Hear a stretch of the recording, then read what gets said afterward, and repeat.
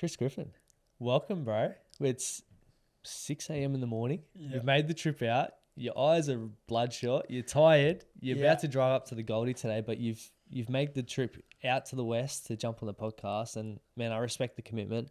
As I was saying before, I thought I was going to get a message last night saying, "Nah, sorry, bro, I can't do this." So, man, thank you so much for being here today. Appreciate it, man. Had to pull through. When I commit to something, I really want to make sure I'm following through on that. And here we are today, which is good. Up to the Gold Coast today. New big change for me moving up there. And yeah, I thought I would stop by and do a quick pod beforehand. It's dark outside, but we love that. Getting it done, baby. And that's what it's about. It's just turning up and getting shit done when it's needed, eh? Exactly right, dude. I wanted to give the listeners a bit of context of who you are. Now, they can go and listen to other podcasts to kind of dive into your whole story. But for myself and for the listeners, what do we need to know about you to better understand the man that's sitting in front of us right now? I'm just a normal guy, right? And it's so crazy because people kind of look at someone with, maybe an audience or a following online, and they kind of look at them as so far away as that's not achievable. That's not a life that they can live. But the reality is it's nothing special. I had 300 followers this time last year. And, for the people listening, my name's Chris and I'm from a small town called Airlie Beach in the Whitsundays. And I moved to the Gold Coast at, 12 years old. And then I moved to Sydney, Australia when I just turned 18, and we were going into a lockdown and in 2020, and I literally moved to Sydney and shared a bed. I've told the story time and time again with a friend, and just had this eagerness to succeed in business and really wanted more and greatness in our lives. And I just went after it, and it was really challenging. But I guess just for me, I'm obsessed with business and personal empowerment, wealth building, and I love teaching that online and sharing messages and lessons that I learn across my social media platforms with the hopes to inspire other people to achieve the lives that they want to live. And I document that and post videos daily.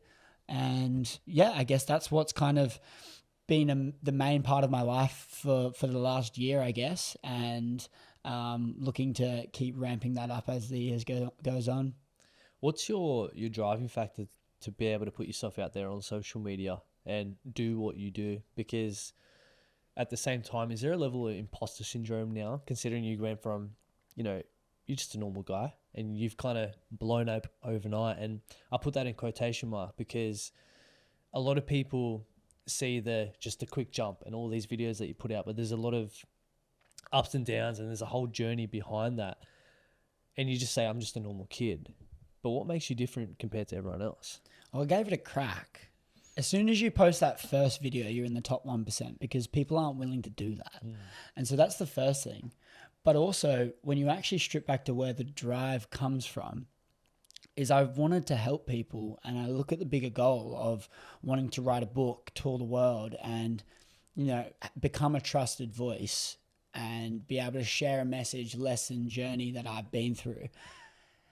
And what's the way to reach people to share that message and become a trusted voice? Social media. I had to post. That was the first step. But for me to go, okay, I've got to post this video. I'm going to start talking about business. I'm going to start posting my lessons that I'm learning while I'm learning them. Of course you've got imposter syndrome because you're like, who wants to listen to me? Who am I to be sharing this message? Can't they just go listen to someone that's actually better? And then one of my mentors, Lewis, said this thing to me when I was on the edge of posting, and it shot my imposter syndrome in the foot. It literally was the reason that started to allow me to post. And he said, you don't have to be the best at what you're teaching. You just need to be 3 steps ahead of the people that you're teaching. And when I heard that, I'm just like, wow, you don't need to be the best at what you're teaching. You just need to be 3 steps ahead. There are people 3 steps behind you that would love to know how you got to where you are right now. And you don't need to be the best. And when I understand that, I go, it is being selfish for me not sharing this message because I'm too scared of what people are going to think. And so with that, I posted the first vid. and the second vid, and I started posting, and getting no traction.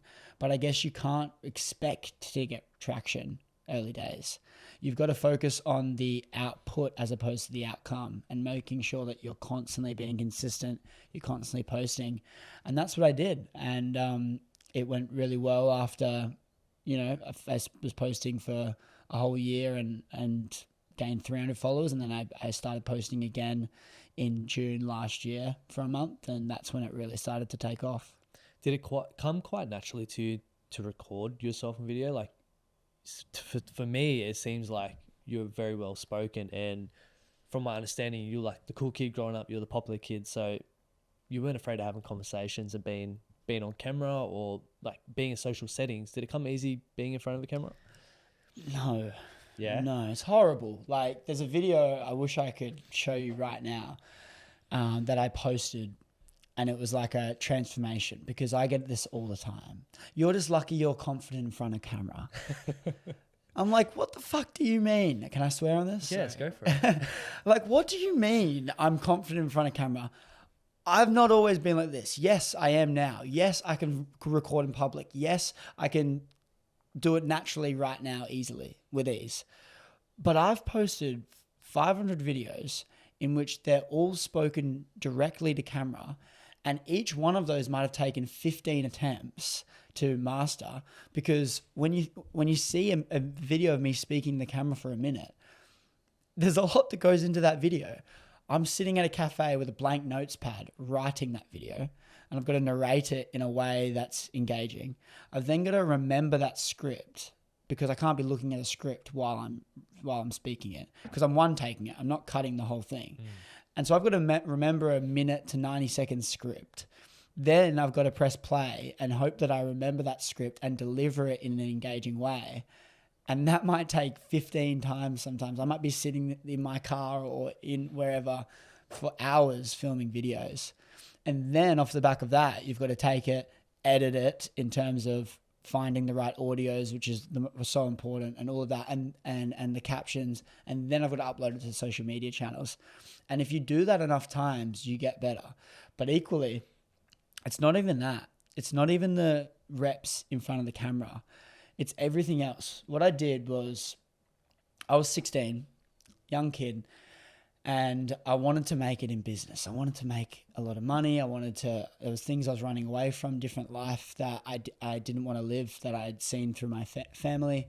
And I wanted to make something out of my life.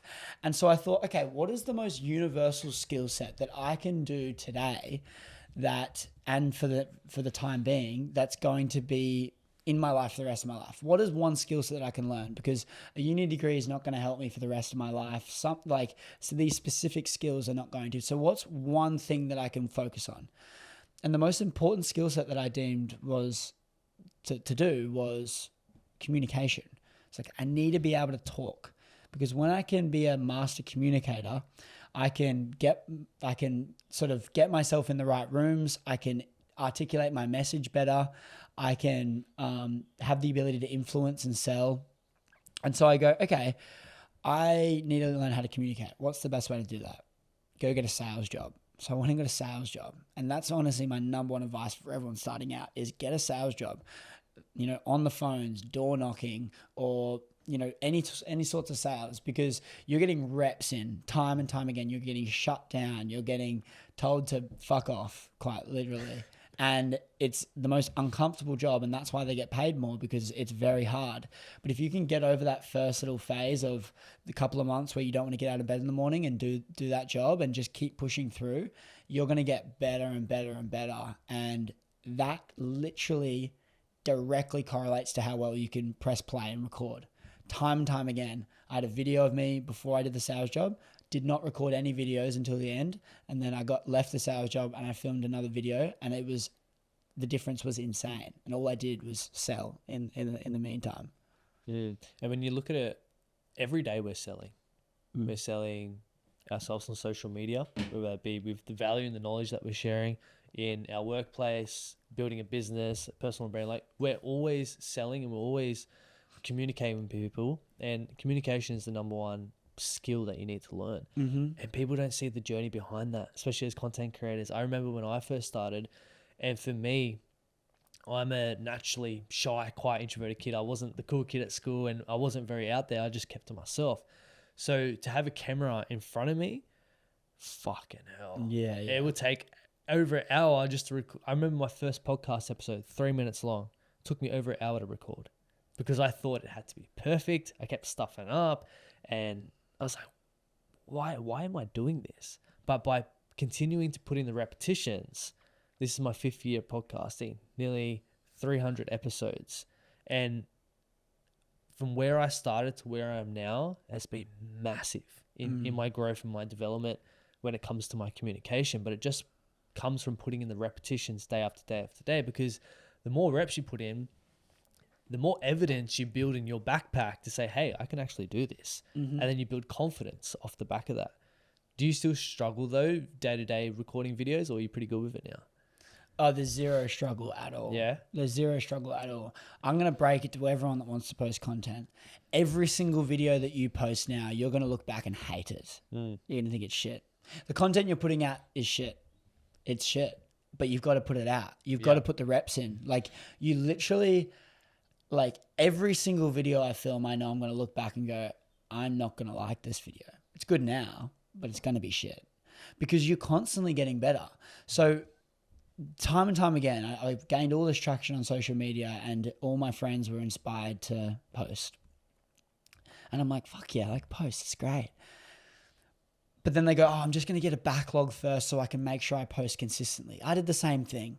I'm going to have 30 videos in my drafts and banked, ready to go, so that then I can post every day for a month and not have to worry about missing a day.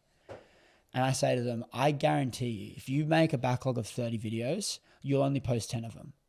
Because you'll get to day 10 and you won't be satisfied with the other 20, and you're not going to post any of them, and you're going to leave them all because they're all that shit. And so my advice to you is not record 30, put your back against the wall, have a backlog of 10 or 15, and you might post them all, but you're going to get better every single day that you film. So if you try and backlog all of these videos, you're not going to like the ones you filmed 20 days ago.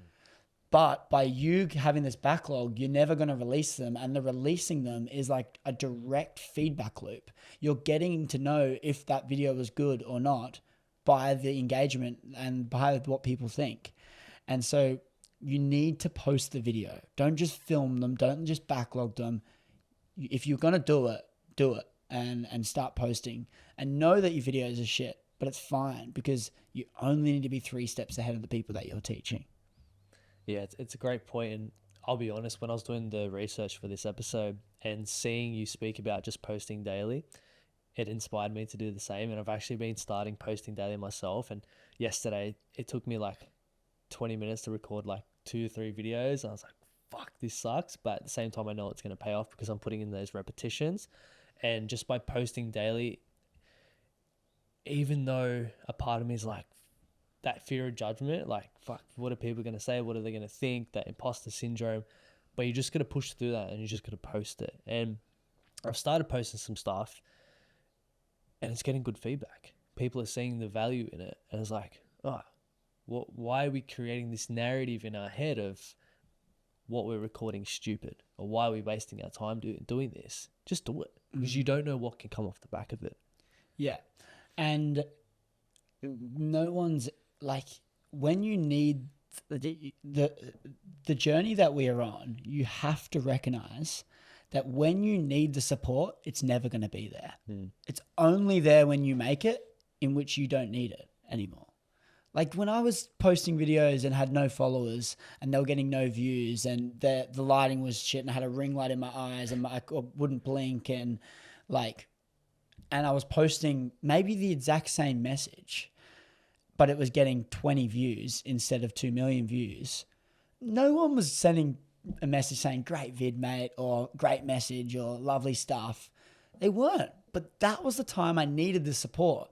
I needed the support from my friends and family and the people that I care about, because then was when it was hard to post. Like, posting that video was a big deal for me. But then you start blowing up, and all of a sudden there's this thing in people where they go, oh, now he's good. Now what he's saying is credible. Now I like what he's saying. Oh, he's got a good message. And it's like, no, I have 200,000 followers and I'm posting the same video and with some better lighting and I look a bit more mature and I've got a mustache. It's the same message. It's the same message a lot of the time. I have gone back to my first 10 videos and I've recreated the video now, but because people trust me now, the video goes well. Same message. Same message that would literally get 200 views, is got merit. It's got value. So just understand that by you not doing it, like doing the thing that you're putting off doing, it's like no one cares about you now. Like honestly, they don't care about what you have to say. So you need to break that barrier. You need to keep going, and it's you've got to want to do it because it's certainly not easy, and it's not as simple as just posting videos. It's not what my job is. I don't just post videos for a living. Yeah. There's a lot more that goes into it. So you need to recognize that too. But I think if you want to give it a go, you've got to get started. And it's cool to see that you're posting daily. Yeah, you got to build that social credibility because that's the world we live in, right? You could be posting the same kind of financial advice or business advice of Alex Hormozi, but who's going to get the most views? Because he has that social credibility. Yeah. But you're never going to build that if you don't start. He's also got the business credibility too, though. That's it. It's an interesting one with business content too, because like I with business content, you're sharing your lessons and you're sharing value, and it is a lot harder if you haven't created a successful business because you don't actually have that credibility there. It's like learning from a school teacher. It's like going to business school. You're learning from a teacher teaching you business, not a business owner. Yeah. You're going to learn 10 times more by going out in the trade with someone that's running a successful business and just interning for them for free for 3 months than paying all this money to a professor that has not even got his own business. So like, it's the same thing when you're posting online. Like it's got value, but like, and your message, I'm sure it does, but it's very hard to click to someone because you can't say, I sold this company I'm interviewing the founder of Culture Kings literally next week, and he's taking him to his house, but he can literally say at the start of his videos, he's got no followers. He's just started his social media. He's blowing up now.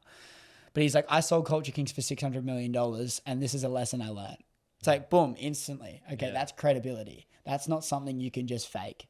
But in saying that, it shouldn't stop you from posting and it shouldn't stop you from starting.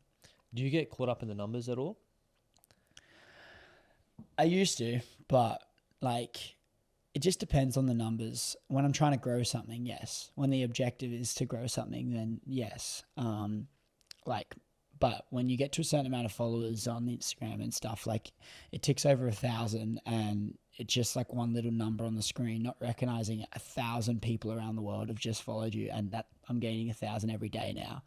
And it's a bit numb. But like my podcast, for example, which is fresh, it's new, I'm kind of a bit more on the pulse with the numbers there. So like the goal is to be growing that, and it's doing really well. But yeah, I try my best not to, but the new stuff certainly. And if something's going really viral, it's very easy to be just drawn to the numbers for sure. Yeah, I used to get caught up a lot in it, and I guess put myself down. Oh, it's not growing, but I changed my perspective and I was like, imagine if I was in a stadium with 1,000 people. That's a lot of people. Or 10,000 or 50,000. Like, fuck.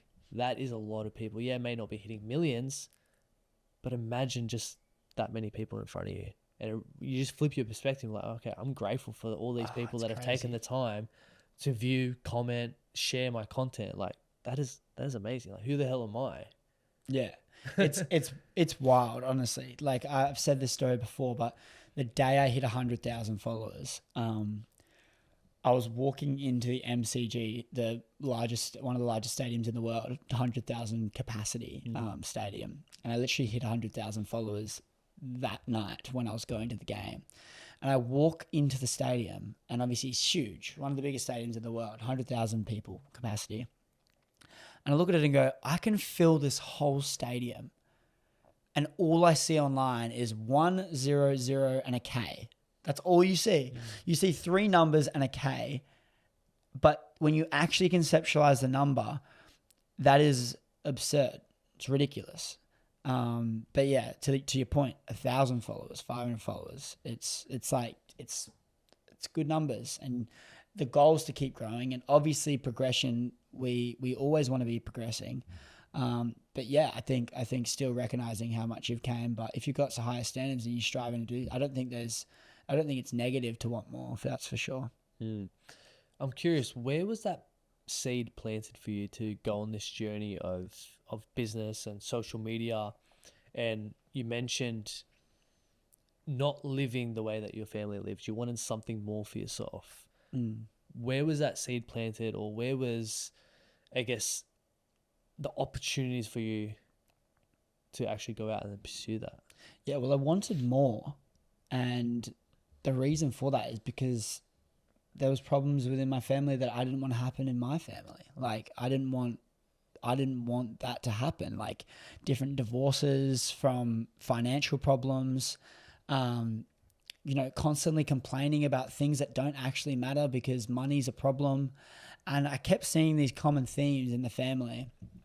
And I knew that any traditional career wasn't going to get me there, and it really wasn't. And the problem I had was I was getting pulled in so many directions at school and from my family and my parents. Like, what are you going to do? Like, should you do this? Like, go to a careers night and look at all these stupid people standing at a stall. Like, I didn't know. I was very lost.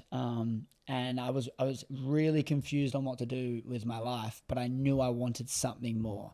So I just seeked answers. But the seed was planted. Like, I was hanging out with I started becoming my best friend in the Gold Coast was Harry, and his family is really wealthy. And seeing them have really nice cars and really massive houses and really luxury stuff, I was really like, this is great. Like, I want this.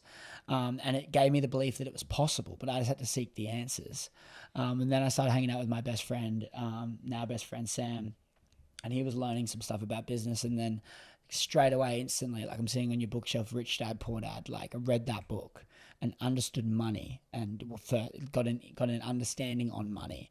And then it just snowballed from there. And it literally switched overnight from being this cool jock kid in grade 12 footy boy to all in on business. And I literally changed. Like, ask anyone back then, I literally changed overnight.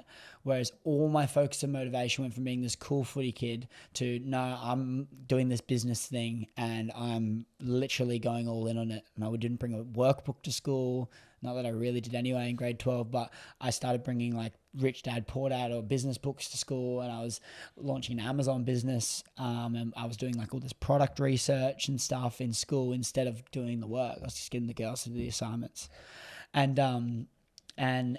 so like it just literally switched. But you asked about the desire and like where did that come from? I think from a young age it's been there, but I just didn't know because my family have no money. There's no evidence in my family that being successful is possible. And so I had to seek it elsewhere. And then when I found Harry and then a few other things that people were doing, I started to have this belief that it was possible. Is it a driving factor to build what you're building to be able to give back to your family? Because when I was listening to a podcast, you said you want to give back because they don't deserve that stress anymore. It's a huge driver. Like, I just seen it too many times. Money problems in the family being the root cause of problems, like divorces, breakups, arguments, fights, constant complaining, or like being consumed by little things that don't actually matter, like how much the milk prices are increasing at the shops or the fuel prices. Like, if you're speaking about fuel prices and like if you're speaking about fuel prices, you've got a money problem, because if they're going up 20 cents a litre, like a whole tank is like $5 more, whatever it is. And all of these things constantly consume you. They constantly consume you. If you say, like, in the back, if you've got all these things lurking in the back of your mind, oh, like I've got like this little bill to pay, I've got these little things, you start like your concept around money and your association with it is negative. And for me, I just see it time and time again be such a focus point in people's lives. Not about making money, about the things that they have to pay for and the there might be a product that's being sold and you're like, oh, it's way too expensive. It's like, well, maybe for you, but maybe they're not trying to sell it for someone like you. Like, there's too many problems that are caused from money. And I just saw it happen time and time in my family where they're stressed, they're working jobs they don't like, they're getting sore and trades and all the stuff that don't have much longevity in terms of how your body's going to feel. And I just really am so driven to be able to give them the life that they deserve. And the reason I feel like they deserve it so much is because they've made me who I am. Like, admittedly, I had to go against the grain and go against what they thought. But the reality is they still brought me up. They're my parents. I'm so grateful for the upbringing that I've had. It's shaped me to who I am today. And I just feel so cool to be able to give them everything that they could ever want in their life. Talk to me about going against the grain and how uncomfortable that is, especially coming from that family unit where they didn't have that mindset around money, around business, around life. And you're like, you know what, I'm going to go on this totally different path. They may not have believed in you or wanted you to do that. How uncomfortable was it to go against the grain? Yeah, well, comfortable is relative because you're comparing it to how many uncomfortable times you've been through. And so comfortable was certainly uncomfortable back then. But then you kind of just got to strip back to what are the other options? Because going against the grain is uncomfortable, but working a job that I hate just to live for a weekend that's very fleeting is uncomfortable too. Don't get me wrong. So you look at the alternative. Yes, it's uncomfortable. Yes, there's sacrifice. Yes, there's things that you're missing out on. But there's also so much more to gain. So I kind of like going against the grain, the most uncomfortable part in that early phase was honestly the fact that I lost all my friends and had no one to hang out with and no one to relate to. And it's a very lonely chapter. It's a very lonely journey. You know, Alex Hormozi talks about the lonely chapter where you're not quite at the level of your future friends, but you've outgrown your old friends and you're in this weird in-between phase where you're trying to make something work, but it's not working and you don't know anyone that you can just call and relate to. Like, that's the uncomfortable feeling. But that is the entrepreneurial journey. And it quite literally is something that every entrepreneur is going to go through. But as it gets on, as the time gets on, you're kind of callousing your mind time and time again. You're going through more hard times. So then the comfortability is relative. You can go through the shit that used to be uncomfortable quite comfortably now. You can keep pushing through a lot of the hard times that you're going through because you're comparing them to way more harder times. And so I think the more times you get landed on your face, the more times you get pushed down and you get back up, you're stacking evidence that you are who you say you are, and you're stacking evidence that you can get through this. There is light at the end of the tunnel. And the more times you do that, the easier those uncomfortable times get. And all those uncomfortable times are adding to all the chapters in your story. And I was having this conversation with a mate of mine the other day because I was speaking about transitioning out of my day job into doing my media company and my podcast on a more full-time business basis. And he goes, you got to think about what story do you want to tell when you're on your deathbed? The one of safety, the one of, you just worked your 9 to 5, good pay, had kids, family, house, retired, or someone who actually went out there and chased the dream, who had all the setbacks but overcame them and learned and grew and was able to pass down that knowledge to future generations. What story do you want to share? Yeah, well, the better the story, it's got to be down. I was listening to Alex Hormozi on the drive here, and he's talking about the most recent investment he made in school. And he said to the founder, he said, the thing that I'm most interested in doing is the thing that has the best story. Because he's like, the thing you can tell, the story that I can tell, the better that is, the I'm more inclined I am to do it. And he uses this thing around the content that he's making when he's getting 2 views matters. The things that you're doing that have no views matters right now. Because when you blow up and when you get massive, Don't you worry. The people are going to go back and find those vids. So he's kind of looking at it like, I'm going to post these vids now. If they get 2 views, that's fine. Because people don't need to watch those vids now. They can watch them in a few years once I've built up that trust. But it's going to make this amazing story. It's going to make this relatable story. And I think there's so much power in that. But there's so much story that I want to be able to tell. But it's more specifically to inspire those people that are lost in school, to give them that belief that it is possible. Like they can literally do whatever they want. And I mean that. Like you can literally do whatever you want. You've just got to you've just got to actually do it, and you've just got to start. And I did a poll on my Instagram and asked people about what their biggest fears are. And the number one thing that kept coming up was the fear of failure. It was so regular, like the fear of failure.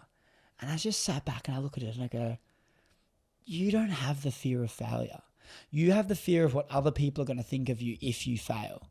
Because when you're playing a video game alone and you die in the game, you're a bit bummed, but you don't really care. You just get back up and start again. Because no one's watching you. You're alone. But as soon as there's people around, you're scared of failing. But that means you're not scared of failing. You're scared of what they're going to think of you if you fail. So when you understand that, you go, okay, so you're not doing the things that you want in your life and giving things a crack because of people that don't actually even matter.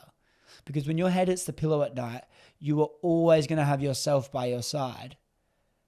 So you should respect that person more than everyone else. You should look after that person more than everyone else. The person that you're always going to have, you.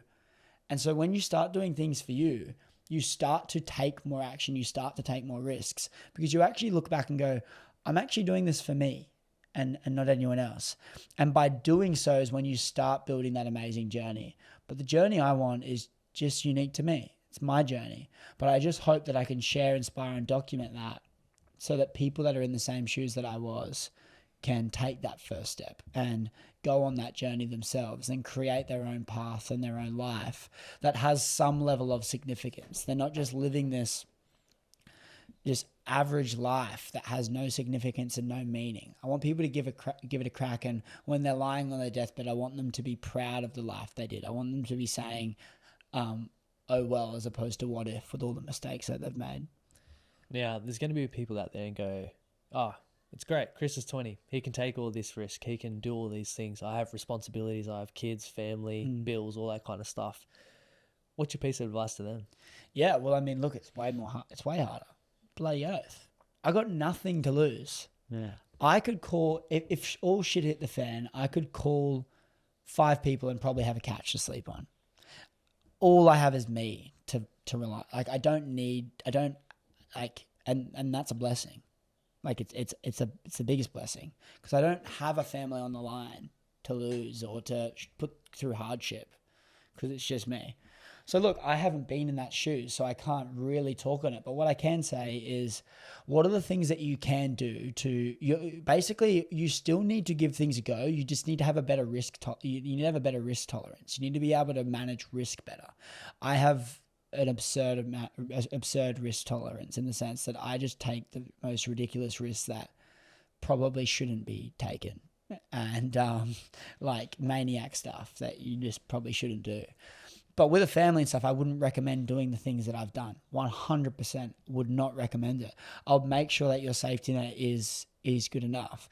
I'd make sure that there is proof that the results are going to be had before taking the leaps, because like, when you've got a family, the last thing I would ever do is want to have kids when money's a problem, because like, it's fine to be done, but it also just gives you that thing on the back of your mind of, fuck, I've got to look after these people and I've got to afford to pay for their stuff.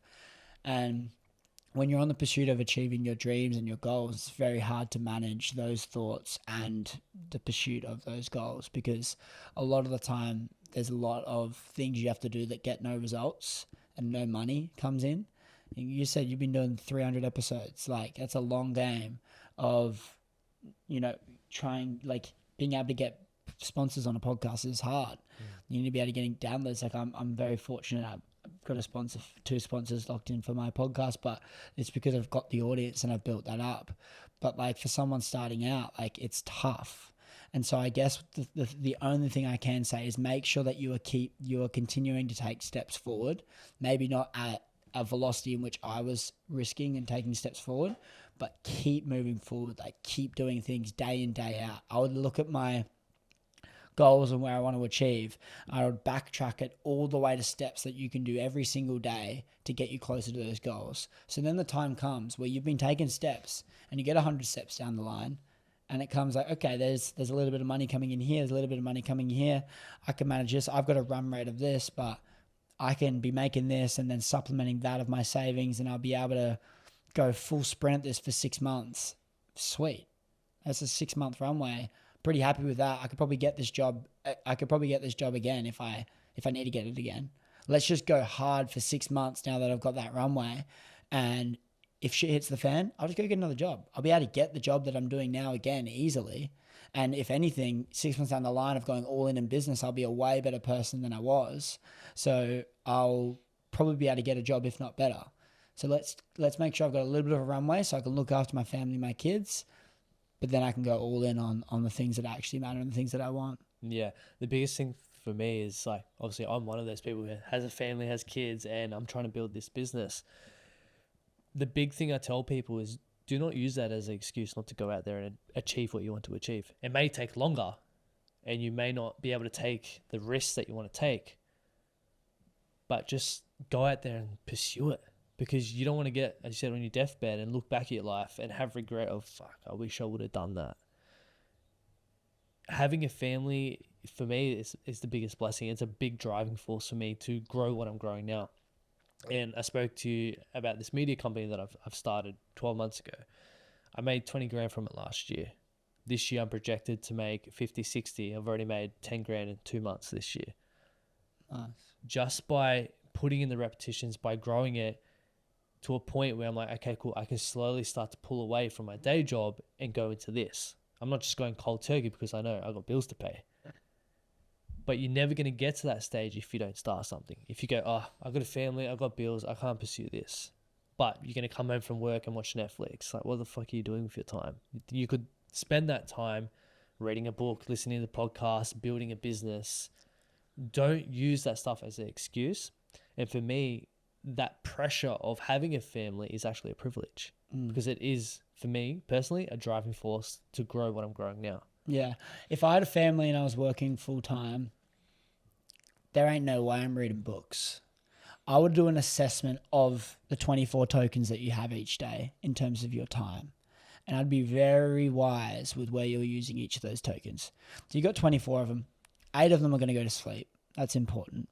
I didn't have that last night, but eight of them are going to sleep. So that's important, right? Make sure you're keeping your sleep. 8 of them are going to work. If you're working a full-time job, if you're traveling, even more than that, you got to consider all your hours in the day. So now you're only left with eight more tokens, right? So you've got 8 hours to work with. You've got to eat, cook food. If you've got a family, you've got to look after the kids. It's probably another 4 hours at least. So then you're left with another 4 hours maximum. So you've got 4 tokens out of your 24 spare. Maybe 2 hours in the morning before you go to work and before you look after the kids, take them to school, and 2 hours at night. You got 4 hours. Do not spend 30 minutes of that reading a book. You need to spend those hours doing the thing because you don't have enough time. I would write down the top 10 actions that you can do and that are going to move the needle. The top 10 that are actually going to move the needle. And what I would do is I would do them from start to finish, like from number 1 priority action that's going to move the needle, 2, 3, 4, go to 10. I would cross out the bottom 5. Don't even worry about them. I would circle the top 1 and go, that's the priority. When I've done all the tasks for that, then I work on 2, 3, 4, and 5. And I would just do that and focus on all of the things that are actually going to move the needle in your life. Because recognize that if you've only got 4 hours maximum spare in your day, and that is if you're pushing the boundaries, that is if you are getting up really early and you're staying up past the kids' bedtime to do some work. because you've got to have family time, you've got to eat, you've got to work, you've got to drive, everything. If you've only got 4 hours, like, use that shit wisely. Like, don't just talk about doing the thing in those 4 hours. Don't just procrastinate and plan doing the thing. Like, do the thing, because you don't have long. And if you're only doing 4 hours, then a thing that someone has 12 hours a day to do is going to take you, even if you're being as optimal with your time, it's going to take you 3 times the time. So if it takes you a normal person 3 years to achieve that, it's going to take you 9. Talk to me about work-life balance, and on the other side of that, the sacrifice that you need to take to be able to build a business or build a personal brand or build whatever you want to build. People are so wanting to have this work-life balance, and they're striving for it, and they're like, oh, I need this so I can have balance in my life. But I feel like if you're chasing that work-life balance too much, it actually becomes detrimental to what you're actually trying to achieve. And for me, it's like, what are your priorities? Because one day it's going to have to be 80% work, 20% family, and the other day we alternate. But you speak about macro balance, and I heard you talk about focusing on health, time, and relationships. Talk into that for me. Yeah. Well, I don't believe in balance, and I don't believe that the goal should be balanced, a balanced life. I just don't think that's a balanced life would be working throughout the week, partying on the weekend, and doing that. That sounds like rat race cycle to me. I don't believe in balanced life. I don't think that's true. Macro balance and micro imbalance. So macro over the year, I'm going to be balanced. Like, I'm going to have times where I'm doing a lot less workload and just spending time. But when you truly want to get after something and you're really driven to do it, you can't be balanced. You can't just go have one night out on the weekend and think you're going to bounce back and be as optimal as you were if you weren't drinking. So I like to do sprints. I like to split my year and my life up in sprints. So when it's a business sprint, there's no balance, because when I'm sprinting in business, I'm moving the needle by going all in on that thing and focusing on that thing and doing that thing. But then there's going to be times where I'm not doing that and I might relax a little bit more. It's very hard for me to do that, relax. But that's when I'll look at doing that. But as I said before, like, I don't think the goal should be balance. You said it about your priorities. You just got to understand where you are in your life, where you are now, where you don't want to be, and where you want to be. And go, are these actions that I'm doing today getting me closer to where I don't want to be or where I want to be? And if you literally do that, it's quite easy to be motivated to do the things that are actually going to move the needle. Because if you write down the actions that you're doing right now and you feel like most of them are going to where you don't want to be, it's pretty easy to stop. Because you're like, okay, I just keep going on this path, I'll end up a person I don't want to be, a person I'm not proud of when I look in the mirror. But if you look at the place where you want to be and you go, okay, all of these tasks that I can do are actually not taking me a step backwards, they're taking me a step forward.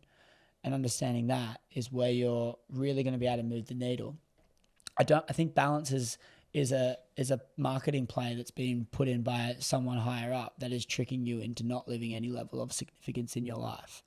But the second thing you asked in that question was about the health, time, and relationships.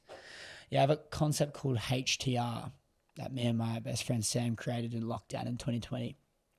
It's health, time, and relationships. And if you start from the back, the R, relationships. Relationships are the most important thing in our life, I feel. Being able to have people to spend the moments with, romantically, platonically, family, friends, it's so important, right? To have the relationships. I feel like those are what matter. But if you have no time to spend on those relationships, the T in HDR, you can't spend time on those relationships, meaning you can't build those relationships, meaning the relationships are probably pointless because you have no time to spend with them. And time can be swapped out for business, because what business does is it unlocks your time, frees up your time. So the way to free up your time, so the T in the HDR, is by creating wealth and business, so then you can delegate the things that are taking up your time. But the next thing to that is the H, health. If you're not healthy, mentally, physically, spiritually, emotionally, if you're not healthy, then the time that you have free is not healthy time, meaning you're not spending healthy time on those relationships to cherish them and flourish them. And the next thing to that on the health is you can have all the money, friends, time in the world, but if you're lying on a hospital bed because you're ill, then you may as well not have any of it.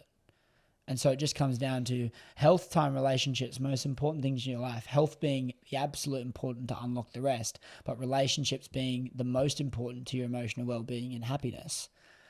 So when you reassess that and go, okay, what do I actually need in my life? And then you build your priorities around that and you focus on that.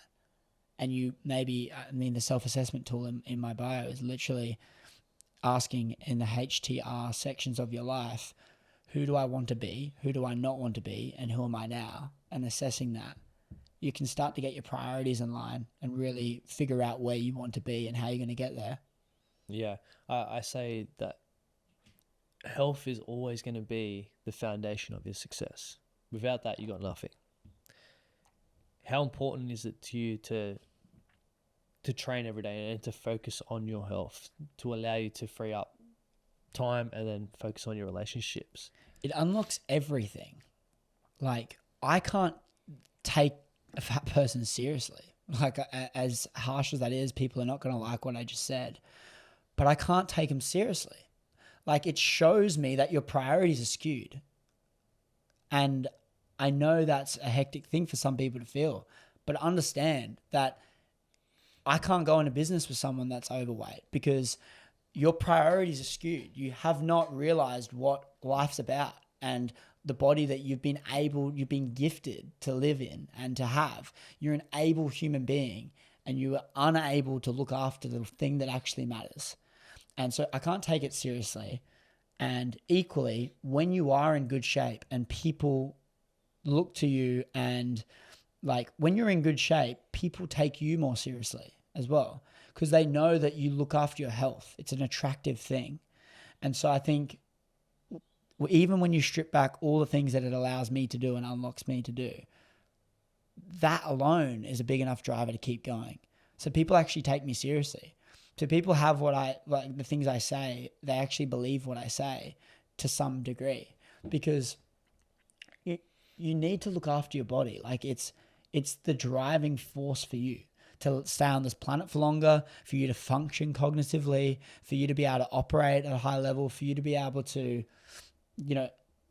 have more endurance and cardiovascular. Like there's so many things, the list goes on. But I think it's literally so important and you've got to make no exceptions and have it you don't have to be shredded. You don't have to be, this jacked dude. But I just think you've got to be healthy. You've got to set a baseline of where that is, where that standard is for you, and don't let it go below that. And I think that comes down to just eating the right fuel and eating good quality produce and stuff for your body. I think that goes a long way. And then just training regularly, getting the heart rate up as much as you can is really important. You don't have to be a strength trainer or someone in the gym. Like you just need to. I think looking healthy is really, really important. You mentioned that you go through different periods of the year where you go for example, a business sprint, right? If you're in one of those business sprints, how do you still prioritize your health and fitness when you're just so heavily focused on building the business? Yeah, I think there's three main things and it comes back down to HTR again. But you've got your relationships, you've got your business, career, and then you've got your health. And I think these are the most important things in your life: relationships, business, and health or career, whatever it is. Now, if you want to go all in on all of those, you can't do it. You can't go all in on all of them. So you've got to pick one for a lot of the time and go all in on that. But what's important is if you go all in on one, the other two can't go below that baseline point. You've got to set a level in which is a non-negotiable standard to keep in all three of these areas for your whole life, I think. And when you're doing these sprints, you can't go all in on your health, but you best believe you got to keep it at a maintenance. Even to operate at the standard in which you need at a business sprint, you can't let it drop below maintenance. But I think having that maintenance line and being able to maintain that Maybe that's, I'm going to commit to going to the gym 3 days a week, and I'm going to make sure I'm eating the right food, and I'm not going to drink alcohol maybe, because if I'm doing a sprint, like I need to be cognitively switched on as well. So like that could be it. But then maybe like maybe the business drops off a bit and you really want to pick up that fitness and stuff. You go, okay, I'm going to maintain that business career, maintain the relationships, and then I'm going to go all in. You might have a baby or a kid or a new partner that you think could be your potential wife. And you go, okay, I'm going to go all in on my relationships now because that's really important for me. And I'm going to keep the health and the business at a standard. So that's how I manage that. I can definitely feel the difference when I'm above that maintenance line or I'm below it. A couple of months ago, I was going so heavily into business that I neglected the health side of things and even relationship to a degree. And I just felt like shit. Mm-hmm. I looked like shit, no confidence. I was like, yeah, I'm building this business, but what's the point of that if you don't have your health? And a big thing, especially when it comes to relationships, and I've spoken about this a couple of times, is a couple of years ago, I was at a couples retreat and they told us to write down our goals. And here I am just writing down all my personal goals. And the guy comes up to me and goes, like, Nick, this is great, but where are your couple goals? You're just so heavily focused on yourself that you're neglecting all these other areas of your life. Yes, it's cool if you achieve that, but what if you do achieve that and you look around and you have no one with you, you have no health? What's the point? And that flipped a switch in me. I was like, oh shit, I really need to focus on these other areas because without them, it's cool to have the business, but it's not going to be worth anything, really. You're going to die and it's going to go. It's pointless. It's literally, yeah, it's dumb. And, you know, a lot of the goal setting I take my clients through is I catch them up so much. I go like, what are your goals? Like, what do you actually want to, what actually do you want in your life? And they go, I want to get to this level in my job, or I want to get to the C-suite in the company that I'm working at, or I want to make this much money. I want to buy this car and stuff. And I go, okay, that's cool, but that doesn't define you. Like, what is the life that you want to live? Like, that's the goal that actually matters. If you were to map out your dream day, what does that look like? From start to finish, wake up and sleep. How does that look? I want you to know and feel what that looks like. That is a goal, because that is what you actually want in your life. That's what matters. It's not about the car. That can be a part of it, for sure. And I get you to get clear on what that is and how much that costs so you can actually believe it's possible. But that's not what matters. Like, for me, it's getting really clear on for me, this was what gets me going as a goal setting. It's like, as I wake up in my penthouse in Palm Beach on the Gold Coast, my automatic blinds open as the sun is rising. I see the sun rise over the water. There's dolphins jumping out in the morning, and my wife taps me on the shoulder and says, "Good morning, babe." We both go down for a swim down at the beach, and we're hugging each other as the sun is rising in the water. We then go back and make the kids lunches, get them ready to go to school. As we drop them to school, we come back, and then we do a workout in our home gym, followed by a sauna. Like that is like tangible. That is the life I want to live. Now, making money is what it's going to take to get there, and building a beautiful relationship and mastering romantic relationships and wealth creation to get there. And don't get me wrong, I've got goals in that area, but they are just the vehicle to get me to that life. I want to get clear on what that is, what it actually is that I want. Because like too often we're going around with the arrow pulled back, but no target to shoot. And the target's not the business goal. Like, get more serious about like the life goal and like what life means to you. So you want a family in the future? Yeah. Yeah? Yeah, for sure. What's the driving force for you to have a family? I want my son to, when he gets asked the question, who is his biggest role model, I want him to say his father.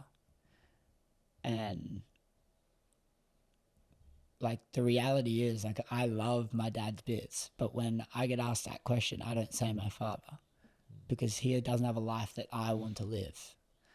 And that is like a massive driver. I want to be my son's biggest role model. And when you look at that, you go, all the characteristics that I need to earn and become, like the characteristics that I need to be made up of as a person is going to require a lot of work. And that journey is where I'm going to build all those characteristics. But for me to be that person that my son looks up to and is his biggest role model, I can't have an ordinary life.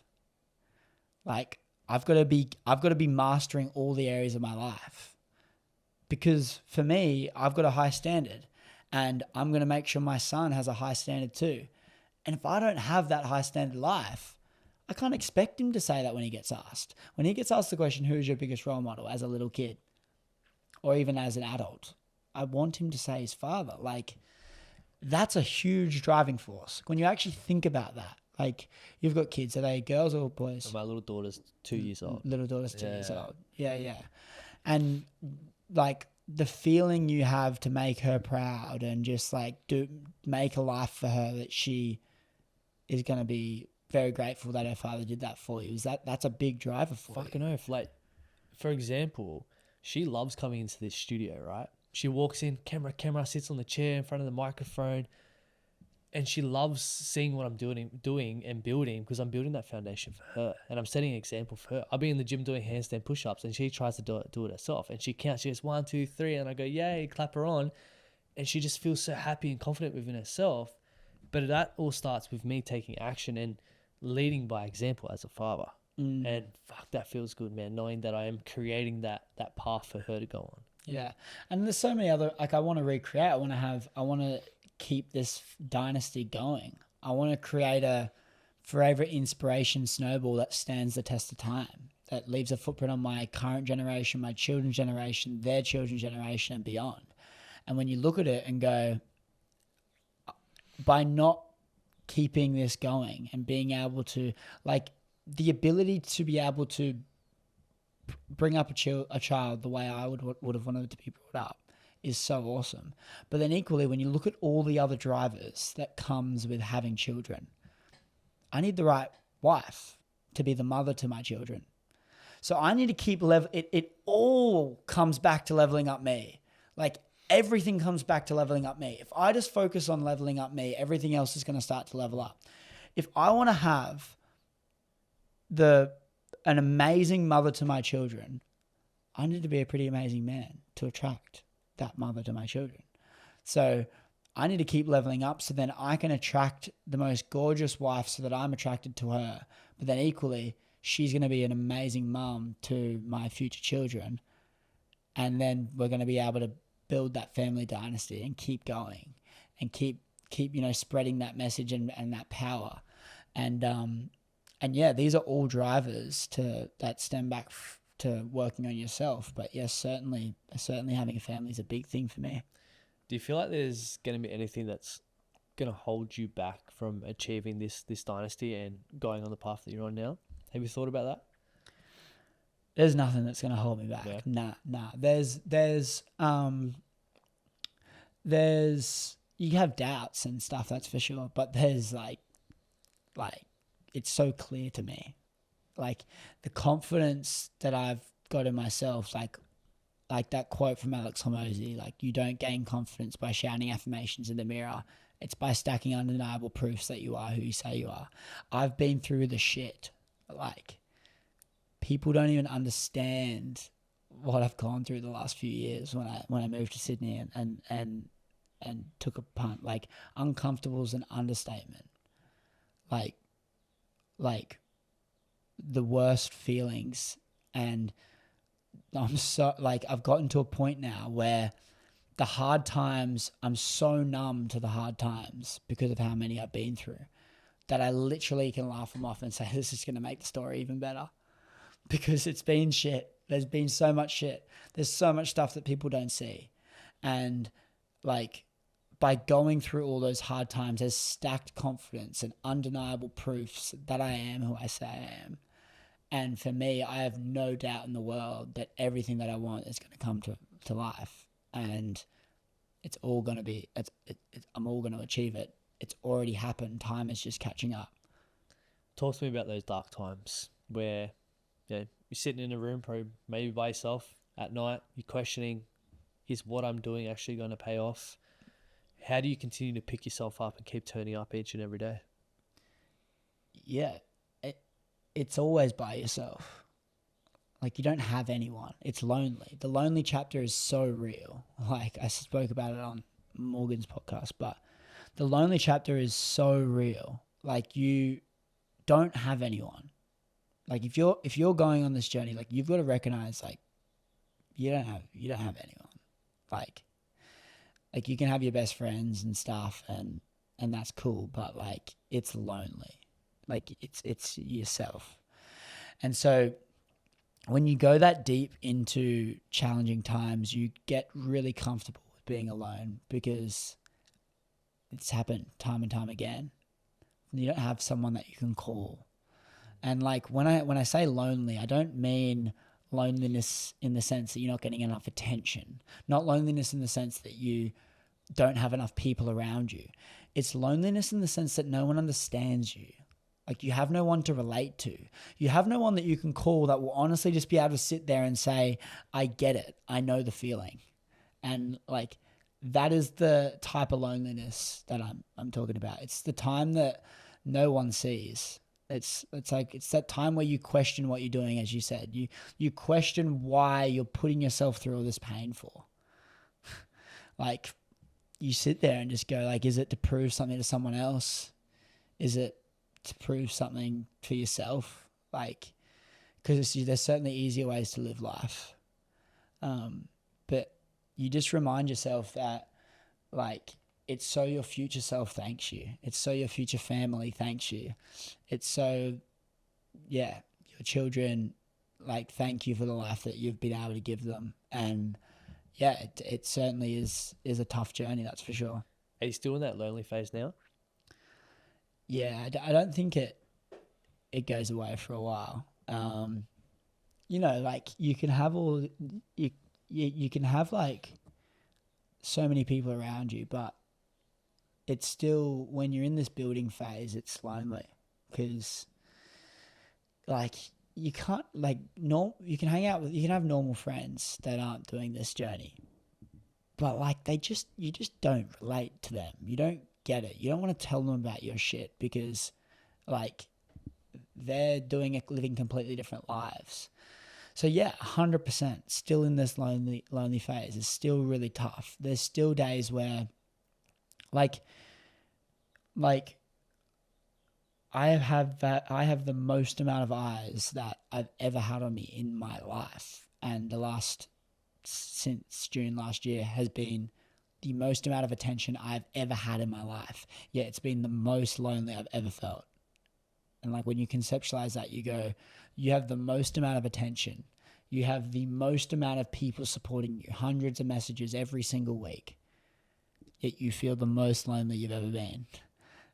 And when you, like, that polarity is a hectic one that plays in your mind, because you see everyone, like, you see people and like, yeah, you're doing so well, man. And fucking oath, I'm doing well externally, and I'm still doing well internally. And I'm living a pretty good life. I'm very blessed. But let me tell you, there's times where you don't want to, like, there's times where it's tough. It's really fucking tough. And you've got to keep going through those times. And it's certainly, yeah, last year was the most challenging year of my life.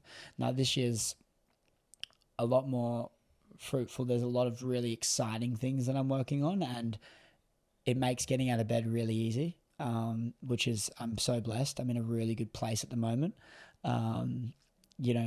There's not financial struggles. There's a lot of things that I can strive towards, and there's a lot of goals that and a lot of opportunities that I'm starting that are really exciting, and it's exciting to be living right now. It's great. I'm loving it.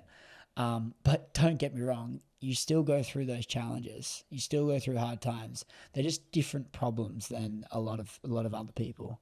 Yeah, we go through different seasons, and for me, it's just like just remembering life's beautiful. Like how boring would life be if it was just all sunshine and rainbows, and there was no adversity, there's no ups, there's no downs. It's just flatline kind of thing. Like We need the ups and downs. Yeah, exactly.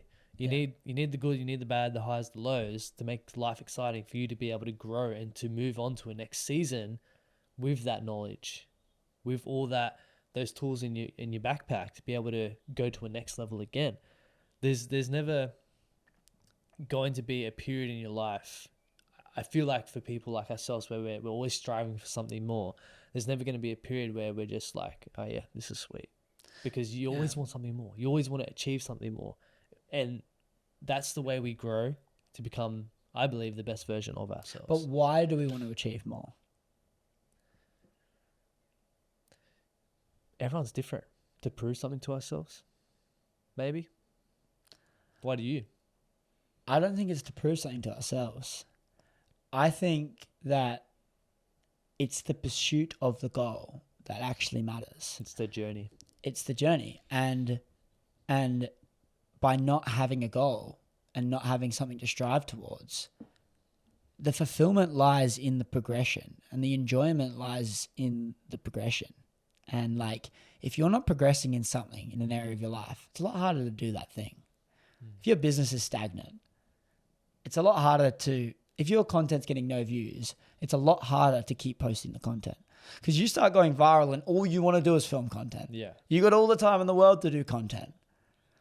When the business is not growing and it's stagnant and it's not progressing, it's a lot harder to keep pushing through. There's no motivation. There's no like motivation there. It's discipline. Like it's hard.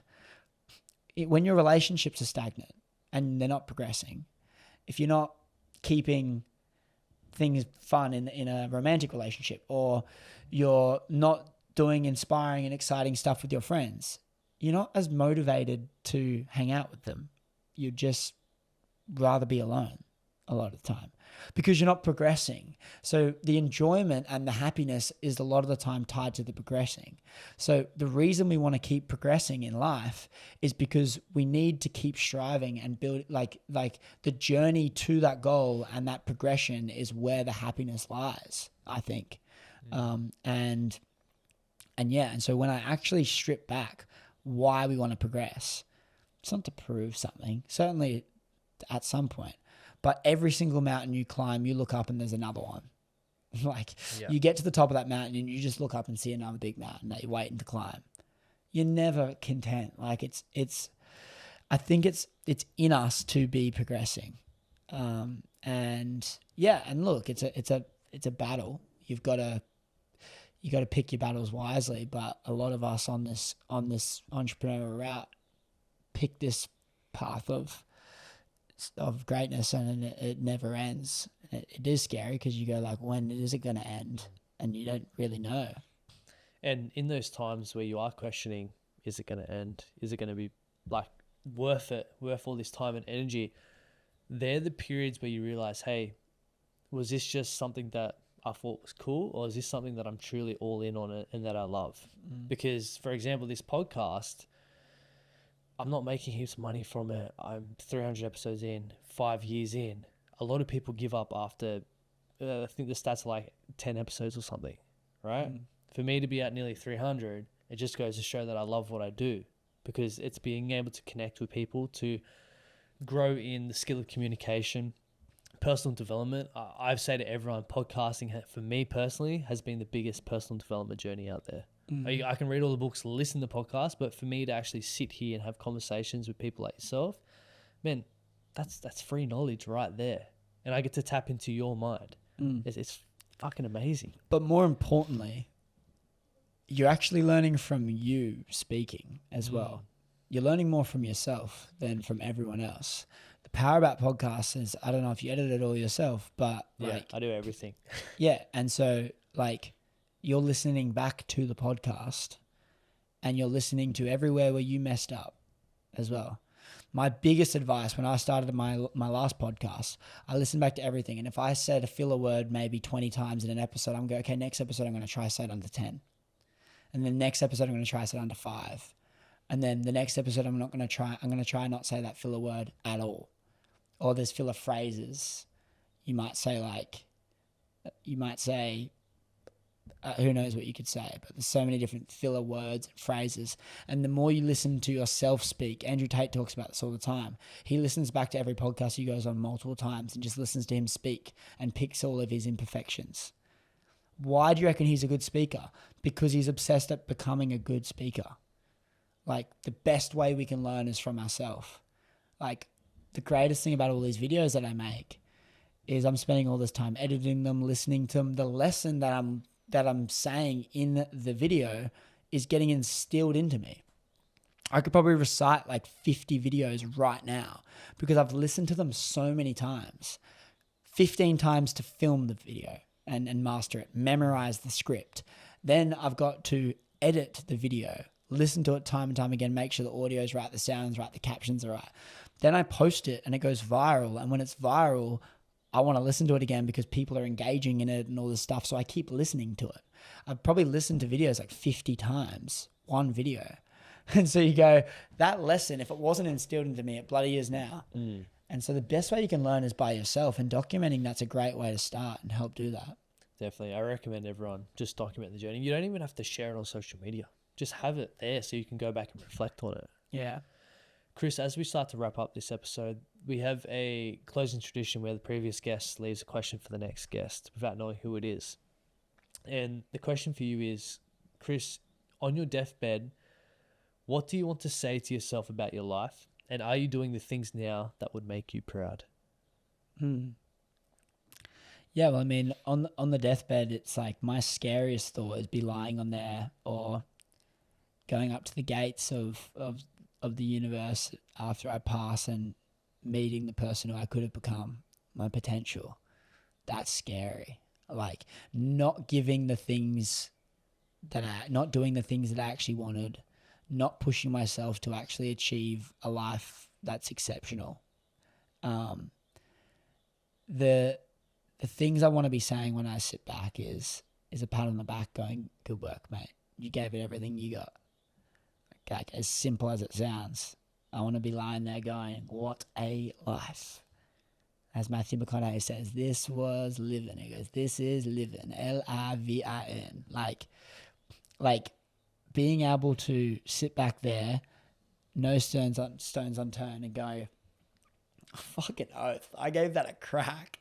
Like, I'd be lying on the deathbed going like, man, like, how was that for life? If only everyone lived that like that. You know, and having that excitement about the deathbed is pretty powerful because, you know, like, if I am sitting on that deathbed and I'm feeling that way, I'm going to be feeling pretty good about myself because, like, I gave it a crack. But what I would not want to be doing is going there and going, oh, I wish I did this. Oh, imagine if I did this. I'm a bit old for that now. I might have, oh well. Hopefully someone else can do it for me. Like age is a killer, quite literally, because you get mentally. I think it fucks you up mentally more than it fucks you up physically. Because as soon as you tell yourself that you're getting old and you're not able to do the things that you did when you were young, you're signaling to your brain like that you are getting old. And there's so much science and studies on the fact that when you think that you are old, you age. And for me, it's just being as young as I can for as long as I can. Like, the reason I want to have kids fairly young is so I can kick the footy with my son, no dramas, and for a long time. And to answer the second part of that question about am I doing the things now, I think entirely. I think if you can be conscious of even answering that question and knowing how you want to live your life, if you're not doing the things, then like you need to do a serious audit of your priorities in your life, because like that's where it's heading. Like, you're going to die. Like, when you understand that everyone's going to die, it's just how do you want to be remembered and how's the life you want to live. like you would not want to be saying, oh, well. Imagine if you did a job that you didn't even want to do. Your parents told you to do it and you did it for your whole life. And then you got to your deathbed and you're remembered for a job that you did your whole life that you never even liked. Yeah. Like, let that sink in. Like, let that sit in your stomach. Like, I don't think anyone could let that sit comfortably. Could you? No. I don't think anyone could let that sit comfortably. But that's how 99% of people live their life. Like, think about that. That's how everyone lives their life. Like, you're in the top 1% if you're not that. And like, when you understand that, you go, what is even the point of living if you're not doing the things that you want to do? You're living someone else's life in your body. It seems so unfulfilling and draining for me. And so I just hope if someone's listening to this that's in those shoes right now, they can just take that leap, make that first step, give something a crack, do something for you for once. Because, like, there's one more thing I'll say is, like, you're always going to have yourself by your side. And if your friends treated you the way that you treat you, you probably wouldn't be friends with them. We're our biggest critics. We're always harsh on ourselves. We're always so mean to ourselves. Try not to lose your self-respect, your own respect. Like, look after you first and do the things for you, not for everyone else, because that's when you're actually going to start making steps and things in your life that actually matter to you. Chris, thank you so much, man. I'm excited to follow the journey. Appreciate it, man.